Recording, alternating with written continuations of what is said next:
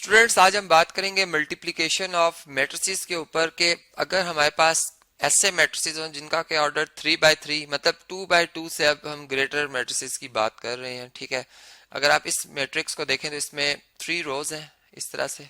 ठीक है, ये रोज होती हैं, 3 रोज हैं और 1 2 3 कॉलम्स हैं, तो इसका ऑर्डर बनेगा 3 बाय 3। ठीक है, जबकि इसके साथ जो ये दूसरा मैट्रिक्स लिखा हुआ है इसको अगर आप देखें तो इसमें 1 2 3 रोज हैं और 1 और 2 कॉलम्स हैं। ठीक है, तो इसका ऑर्डर क्या बन जाएगा जी, 3 रोज और 2 कॉलम्स, पहले रोज की तादाद और बाद में कॉलम। अब क्या मैं इस मैट्रिक्स को, चले इसको अगर मैं ए कह रहा हूँ और इसको मैं बी कह रहा हूँ, क्या मैं ए को बी से मल्टीप्लाई कर सकता हूँ?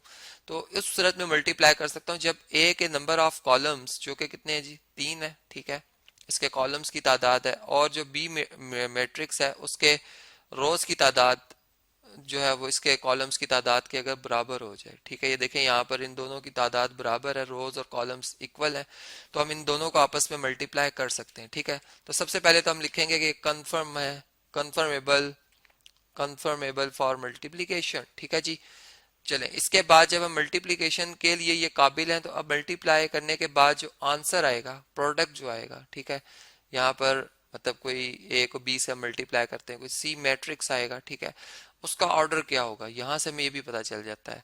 मतलब हम यहाँ से ये देख रहे हैं कि चूंकि ए मैट्रिक्स में 3 रोज है, ठीक है, तो आंसर में 3 रोज आएंगी। ठीक है, और जो बी मैट्रिक्स है उसमें अगर कॉलम्स की तादाद 2 है तो ए जो हमारा आंसर आएगा प्रोडक्ट, उसमें कॉलम्स की तादाद होगी 2।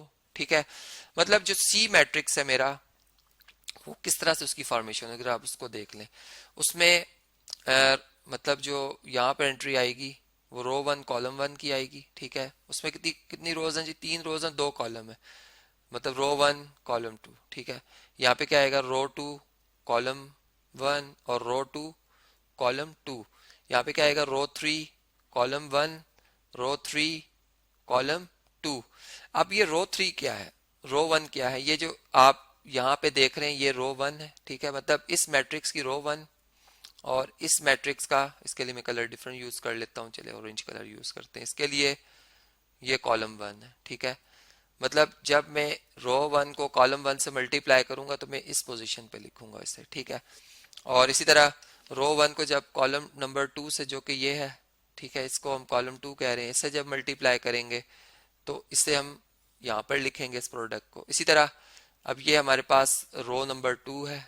ठीक है, ये रो 2 आ रही है, और यहाँ पर ये जो है हमारे पास ये रो 3 है। ठीक है जी, तो इस तरीके से आपने इन्हें याद रखना है कि आपका ये आंसर इस तरह से बनेगा, सी मैट्रिक्स। अब इस प्रोडक्ट के लिए हम एक और भी रूल ऑफ 7 भी समझते हैं जी, उसको भी हमने पढ़ रखा है, उसको भी देख लेते हैं। यहाँ से मैं इसे कॉपी कर लेता हूँ। ठीक है, ताकि हम जरा नेक्स्ट पेज के ऊपर जरा अच्छे तरीके से इसको सॉल्व कर सके। अभी मैंने आपको जो ये रिजल्ट बताया इसको आप बेशक मद्देनजर रखें। देखें ये प्रोडक्ट कैसे लिया जाएगा जी, अब हम प्रोडक्ट की तरफ जा रहे हैं, यहाँ पर मैंने प्रोडक्ट लिखना है इनका। ठीक है, ये याद रहे कि ये हमारा, ये चलें इसको मैंने कॉलम 1 कहा था और इसे मैंने कॉलम नंबर 2 कहा था, और इसे मैं रेस कर देता हूँ यहाँ से जो एक्स्ट्रा है। ठीक है जी, ये कॉलम 1 है, इसको भी मैं दोबारा नीट करके लिख देता हूँ, ये कॉलम नंबर 1 है। ठीक है जी, अब देखें ग्रुप ऑफ 7 क्या होता है कि आपके पास ये जो ये एंट्री लिखी हुई है, ठीक है, फर्स्ट रो। अब ये फर्स्ट रो है, ठीक है, इसको मैं यहाँ से कॉपी करता हूँ, और इसने मल्टीप्लाई किससे होना है, कॉलम नंबर 1 से। ठीक है, ये कॉलम नंबर 1 है, इसको मैं यहाँ से कॉपी करता हूँ, और अब देखें मल्टीप्लाई कैसे होगा, ये यहाँ पे मैंने कॉपी किया। ये याद रहे कि ये रो 1 है और ये कॉलम 1 है। ठीक है, ये एंट्री जो हमारी है, मतलब इधर से ये फर्स्ट एंट्री है, इसने मल्टीप्लाई होना है इससे। ठीक है, फर्स्ट ने फर्स्ट से।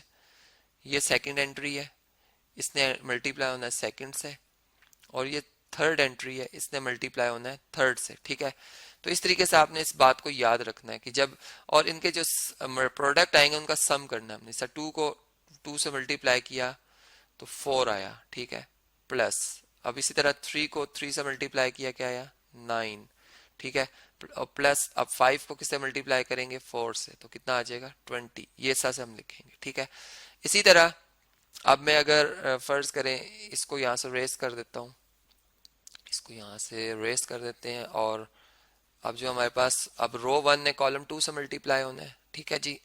तो रो 1 लिखी हमने, ये रो 1 है हमारी। इसने अब यहाँ से इसको कॉपी कर लेते हैं, इसने मल्टीप्लाई होना है अब कॉलम नंबर 2 से। तो ये है जी कॉलम नंबर 2।